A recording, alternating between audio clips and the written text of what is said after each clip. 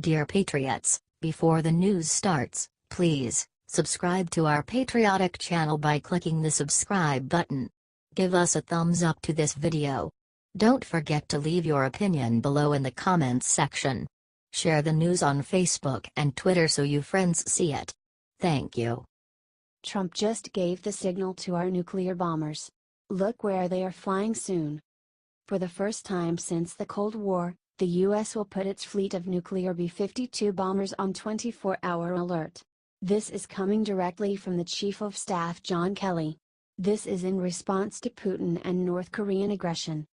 General David Goldfein will have the bombers ready at a day's notice for the very first time in 26 years. The bombers will be ready out of Barksdale Air Force Base and armed with nuclear weapons. North Korea has already said that Trump has war fever and called him a hooligan and lunatic. In response, North Korea said the following: dignitaries of White House, and State and Defense Departments of the U.S. are having a hard time cooling Trump overheated with a war fever, but only the South Korean puppet forces are fanning up the lunatic fingering a nuclear button. Lunatic Trump is running headlong into ruin, taking America with him, and the poor puppet forces are following him, at the peril of their lives. The darkness drooping low over America is sunset, not dawn, and no force can stop America from rushing headlong into downhill after overliving its era. No wonder, such hooligan as thoughtless Trump is going on the rampage after becoming owner of White House, rendering the world restless. Share this if you are glad that we have Trump to defend us from North Korea and not Hillary. Let's pray that nothing comes from this.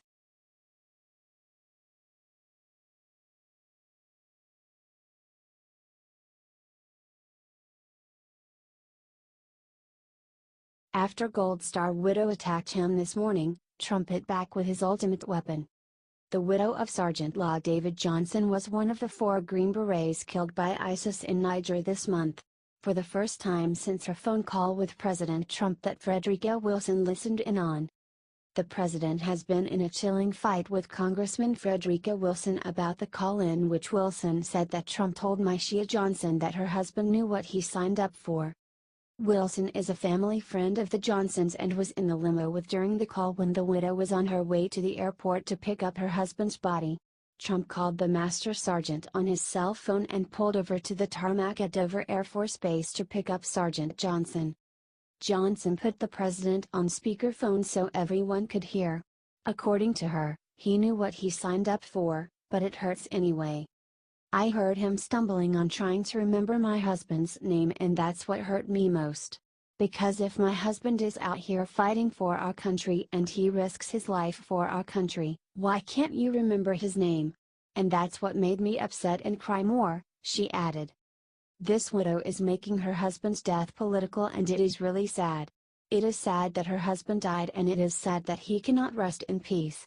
His memory is now going to get dragged through the mud so that the Democratic Party can try and take down our sitting president. Share this if you feel sorry for her loss but are tired of the Democrats and people politicizing the deaths of our soldiers. God bless America. God bless Trump, and God bless every single one of our troops.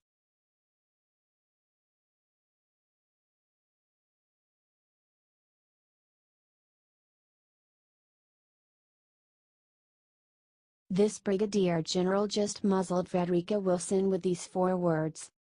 I don't know if you saw it or not, but Monday morning, Good Morning America interviewed the Gold Star widow who recently lost her husband in combat, who Rep. Frederica has used as a political pawn to try to discredit our president. All I can say is, when are you going to bring on the Gold Star widow who said Trump called her and that he was a great guy? He was a boss. I truly hope they give airtime to both women. And, while I want the media to be fair, I doubt that will happen. They are only about ratings, and not truth.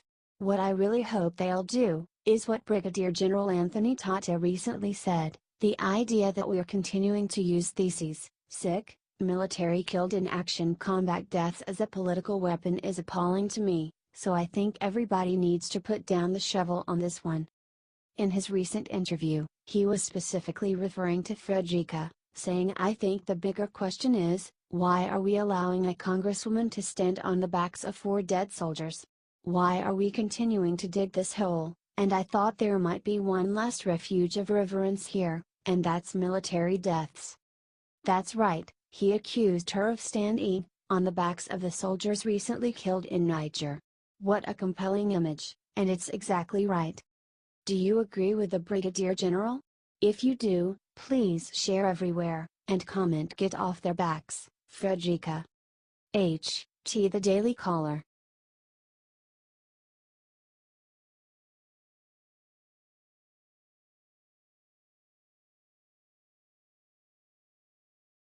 Sarah Sanders sends Sherrod Brown scurrying back to Ohio with tail between legs after he attacked Trump. It's all about scoring points with the hysterical left. They are so easily duped.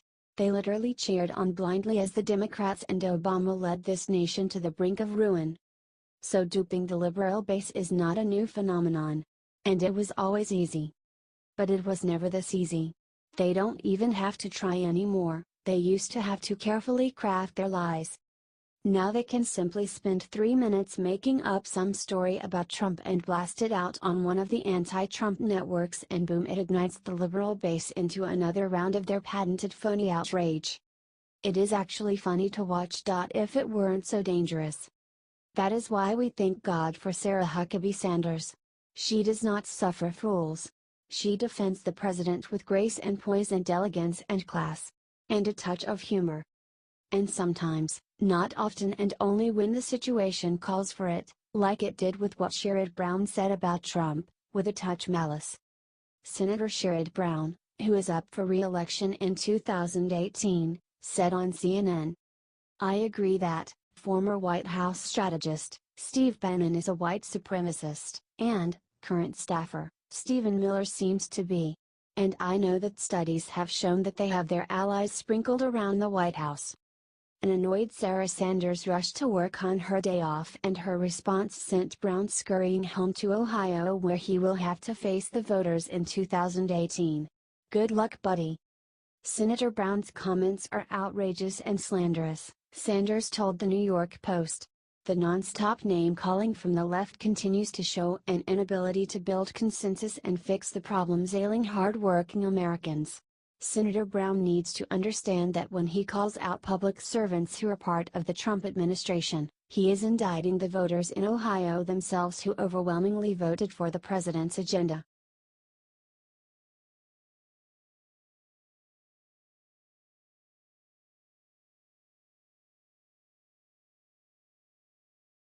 Shock report: Look what Mitch McConnell and Paul Ryan just did to stab Trump in back.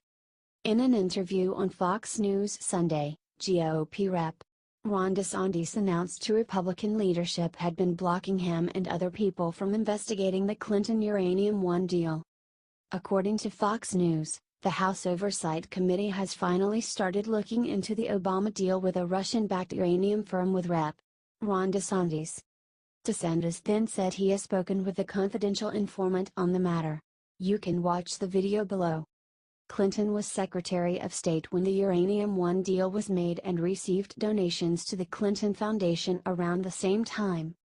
I've spoken with a confidential informant that helped the FBI uncover this bribery scheme, DeSantis, Republican Florida said. Clearly, it's in the public's interest that this individual be able to tell his story to Congress. When asked by Fox News if the case would be criminal, DeSantis snapped back that it could be criminal. I have spoken with Chairman Gowdy. He believes that this is an important issue and he has indicated to me that he is supportive of what we are doing. So, I think you are going to see action, DeSantis added. It's time to start locking these people up. Share this to get this information to Trump ASAP. It seems that the GOP is in bed with the Clintons and Russians with this.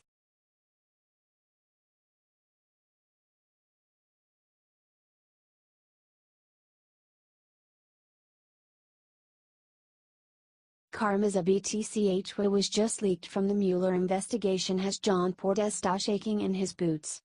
Hillary Clinton campaign chairman John Podesta has been one of the loudest voices pushing the fake Russian collusion scandal against President Trump.